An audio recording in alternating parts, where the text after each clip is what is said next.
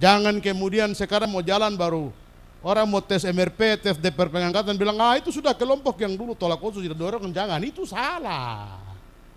Ngurus negara ini kita perlu orang pro kontra agar ada perbaikan. Kalau seorang mantan TPN mau calon MRP, calon DPR pengangkatan, silakan. Karena undang-undang ini adalah undang-undang resolusi konflik.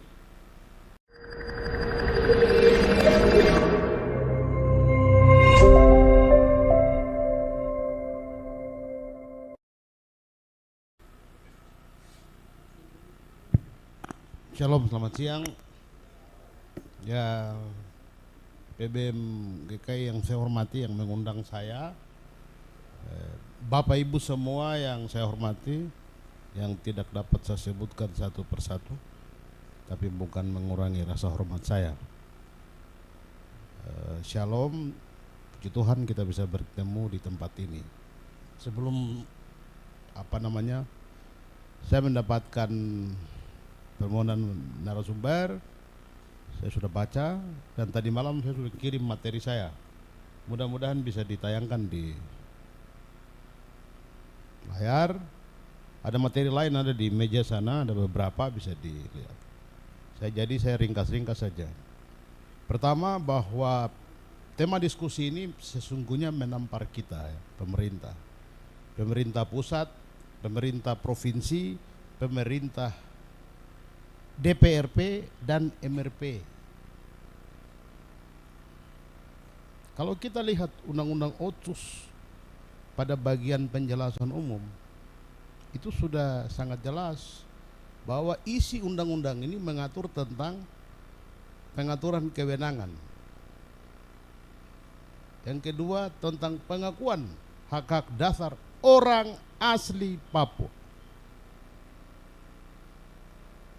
Nah, oleh karena itu maka di dalam pelaksanaannya, pemerintahnya sebagai pelaksana, baik itu pemerintah pusat maupun pemerintah provinsi dan kabupaten, wajib membuat regulasi yang berpihak kepada orang asli Papua, yang rohnya adalah keberpihakan, perlindungan, dan pemberdayaan.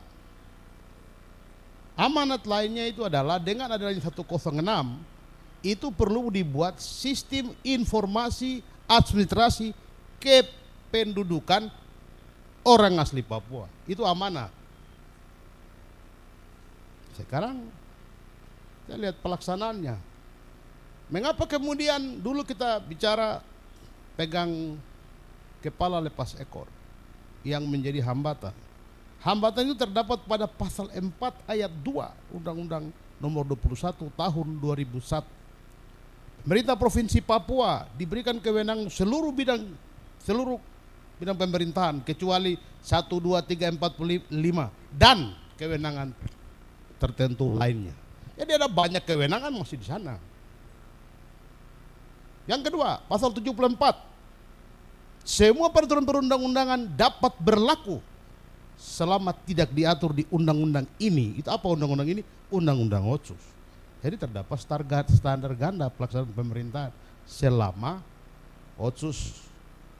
Jadi kalau hari ini kita kemudian berpikir punya pertanyaan seperti itu, ya itu dua hal itu kemudian menjadi dasar hukum.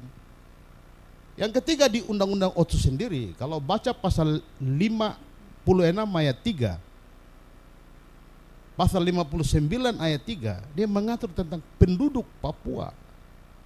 Pasal 28 yang orang bicara tentang partai lokal. Undang-undang itu dia tidak bilang orang asli Papua membentuk partai politik. Tidak, dia bilang penduduk Papua dapat membentuk partai politik. Jadi yang berKTP Papua, siapa penduduk Papua? OAP dan non-OAP. Jadi pertanyaan ini benar. Dia menampar kita bahwa undang-undang ini tidak berlaku khusus bagi orang asli Papua. Selama frasa penduduk itu masih ada di dalam undang-undang itu, maka undang-undang ini bukan undang-undang spesial for OAP. Yang kedua, dana otsus. Kalau kita bicara otsus itu kan kita bicara kebijakan, kita bicara regulasi, kita bicara dana. Kebijakan yang tadi, dana otsus itu Tidak, itu merupakan dana tambahan karena ada undang-undang.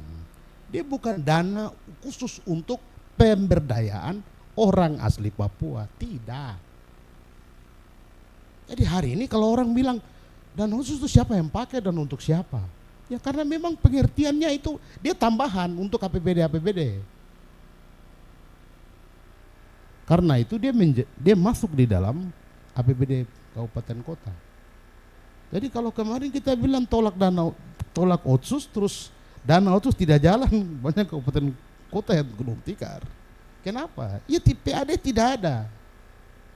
Hidupnya kan dari DAU dan dana otsus dan DAK.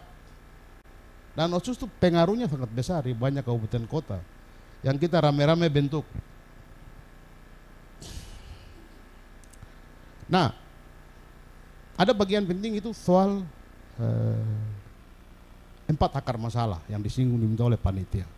Kami telah mengerjakannya ya sebenarnya. Sebenarnya dengan undang-undang otsus itu ingin menjawab 4 akar masalah yang telah disampaikan pada tahun 99. Pertama kali ditulis oleh Bruder Theo van den Broek. Kemudian berkembang, datanglah Muridan. Kita sekarang bilang ini pemikirannya oleh LIPI, padahal itu Pak tua-tua Belanda satu itu. Pertama soal distorsi sejarah dan kekerasan yang terjadi. Siapa yang merasakan kekerasan? Orang asli Papua. Jadi kalau tadi ada yang bilang saudara-saudara non Papua tidak menolak, ya karena memang mereka tidak merasakan kekerasan itu. Iya toh? Kan tidak.